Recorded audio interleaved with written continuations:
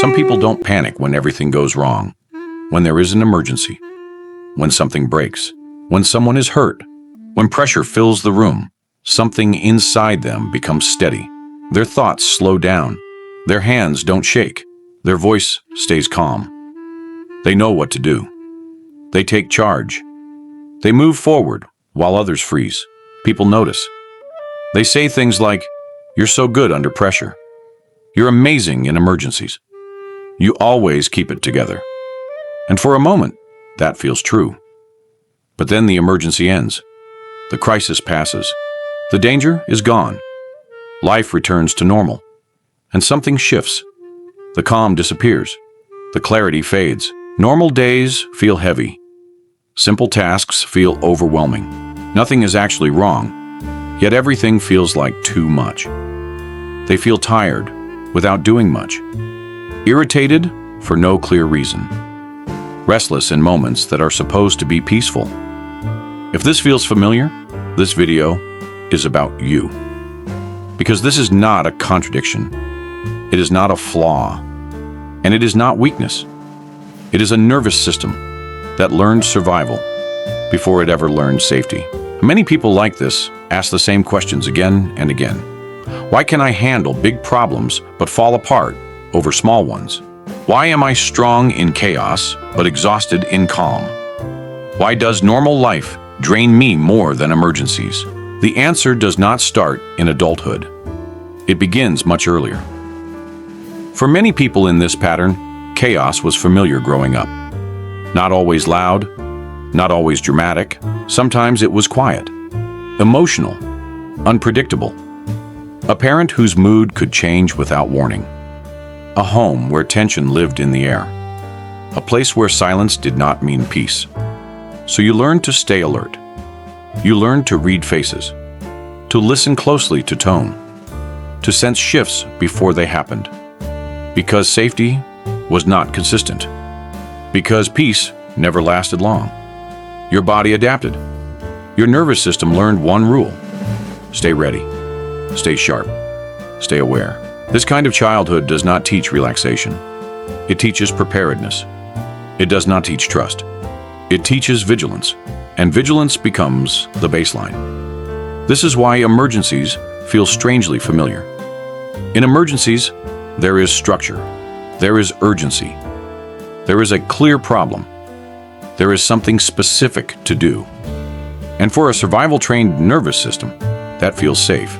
Normal life does not offer that clarity. Normal life is slow, open-ended, unstructured. There is no immediate threat, no urgent role, so the nervous system does not relax.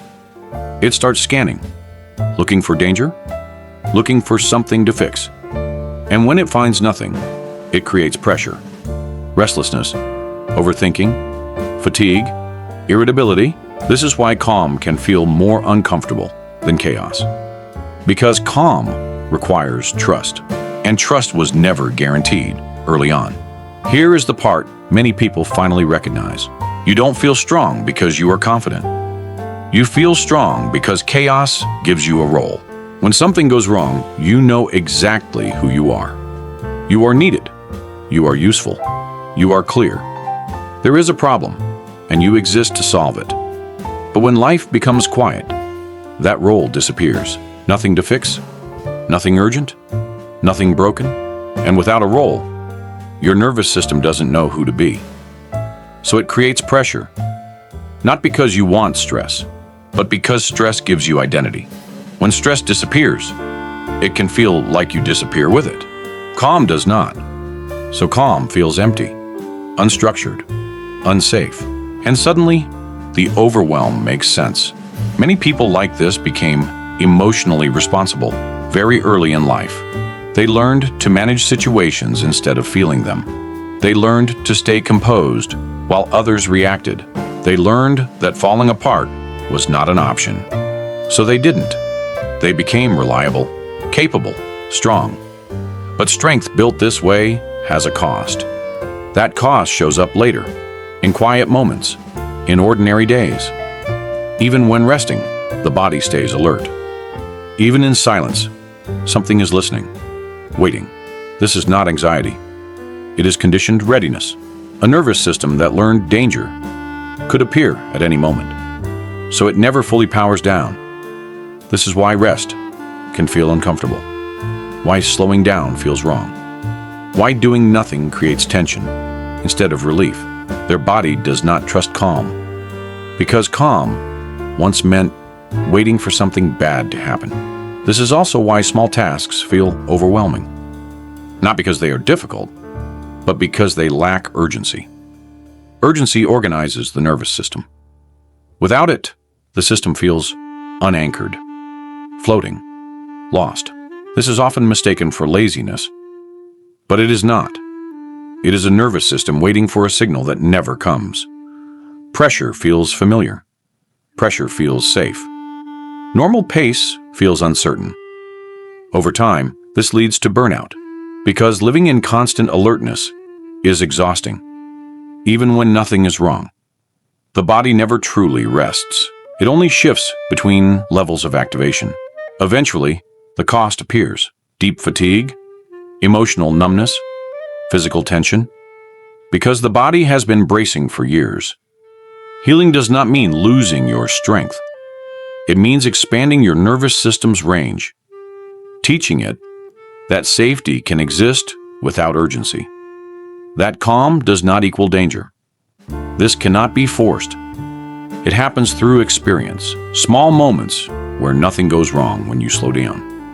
Moments where calm lasts longer than expected. At first, this feels uncomfortable.